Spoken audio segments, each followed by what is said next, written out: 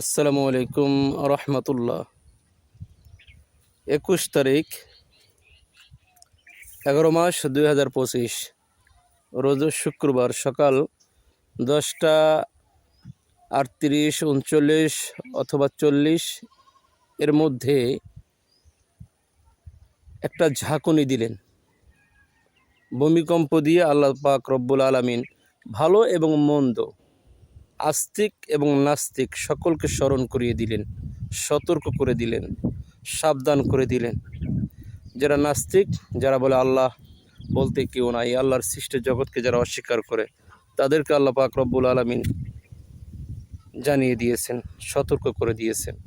যারা মুমিন ইমানদার, তাদেরকে আল্লাহ তাআলা স্মরণ করিয়ে দিয়েছেন, যারা ঈমান এনেছো, নেক আমল করতেছো, তোমরা সঠিক পথে থাকো, কখনো ভুল পথে চলো না।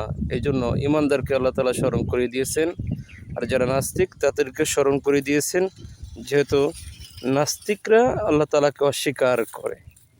এই জন্য আমাদের সকলকে সতর্ক থাকতে হবে, সচেতন থাকতে হবে।